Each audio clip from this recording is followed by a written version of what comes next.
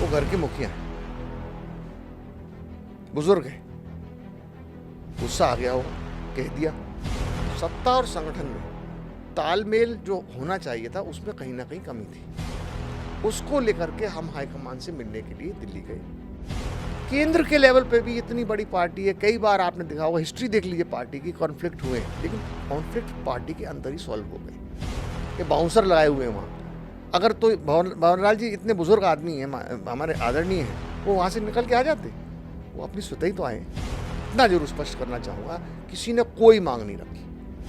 अपनी जनता से एक ही निवेदन करना चाहूँगा कि उन्हीं के लिए हम हमेशा संघर्ष करते आए हैं और करते रहेंगे, और जनता सर्वोपरि है। नमस्कार, राजनीतिक खबरों के सबसे दिलचस्प ठिकाने में मैं रूपेश मिश्रा आप सभी का स्वागत करता हूं। आज हमारे साथ बेहद खास मेहमान जुड़े हुए हैं, पायलट कैंप के अर्जुन यानी विश्वेंद्र सिंह जी। विश्वेंद्र सिंह जी, मैंने सही परिचय दिया आपका?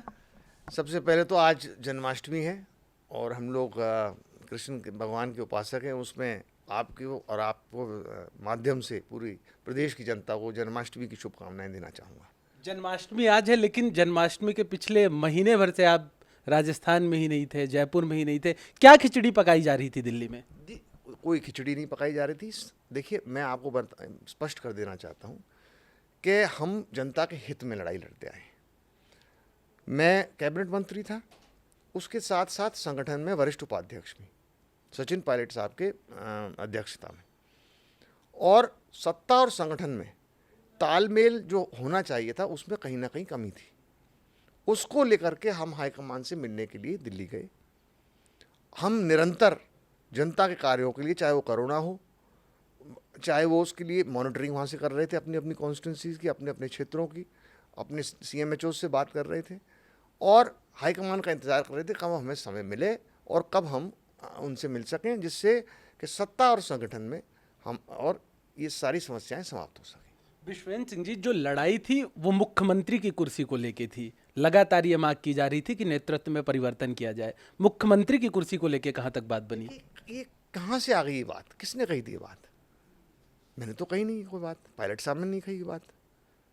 अगर ये कोई थर्ड पर्सन परसीव कर ले, इसको अपने आप मन गढ़ंत कोई चीज़ बना ले, हमने तो अब भी कहा था कि सत्ता और संगठन में अब भी, जैसे अब हाईकमान ने हमारी बात 2 घंटे सुनी, प्रियंका जी आई थी वहाँ, अहमद पटेल साहब थे, वेणुगोपाल साहब थे, उन्होंने कम से कम 2 घंटे हमको समय दिया, पूरी हमारी बातें सुनी और अपनी बातें भी हमको बताई।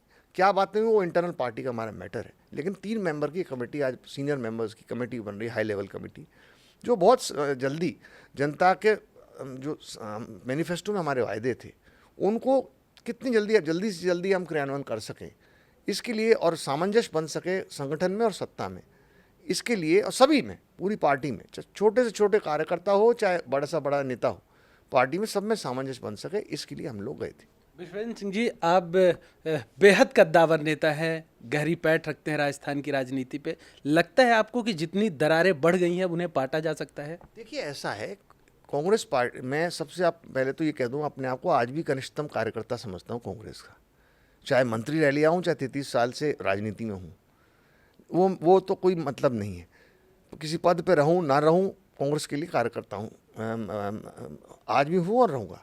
लेकिन मैं ये कहना चाहूँगा कि देखिए, कांग्रेस पार्टी सबसे पुरानी नेशनल पार्टी है, इसमें ये पहली बार नहीं हुआ, ये तो बहुत छोटे स्टेट लेवल पे हुआ है।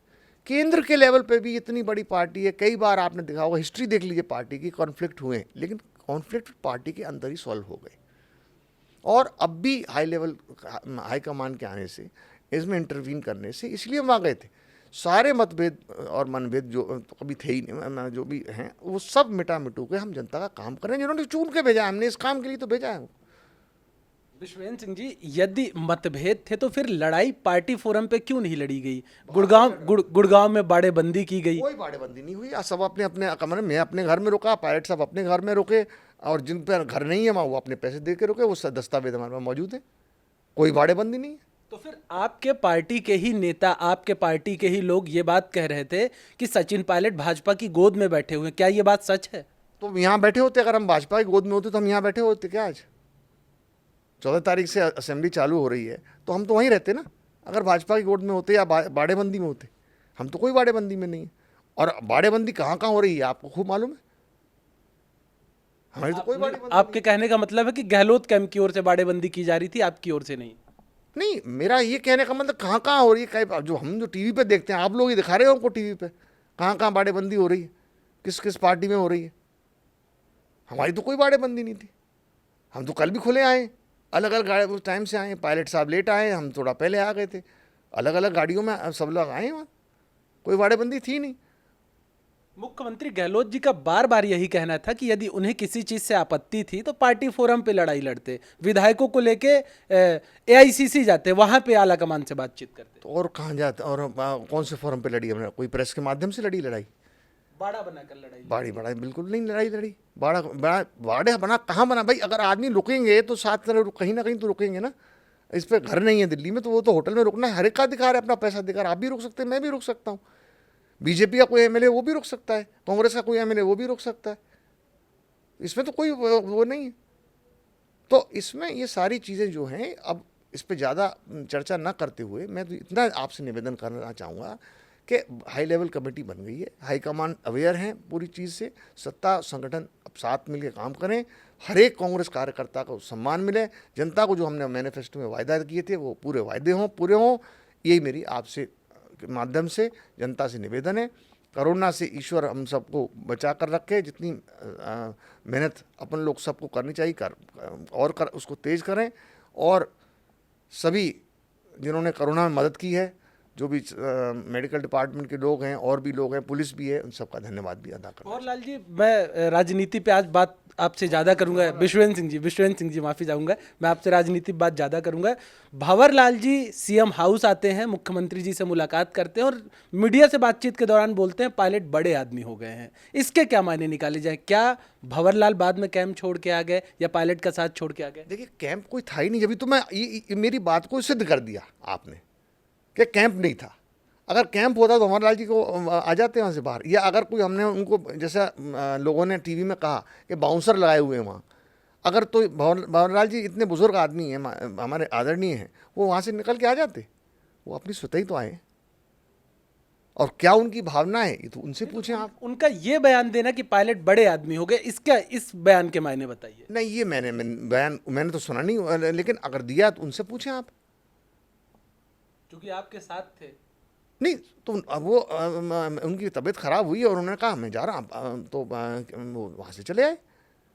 अच्छा विश्वेंद्र सिंह जी, ये बताइए आला कमान के समक्ष कौन सी 3 बड़ी मांगे बता दीजिए, क्या 3 बड़ी मांगे रखी गई? देखिए, हमारा इंटरनल मैटर है, लेकिन हमने जो भी मांगे रखी हैं वो जनता के हित के लिए रखी हैं, जिन्होंने हमको चुनकर भेजा है और इस सरकार को बनाया है।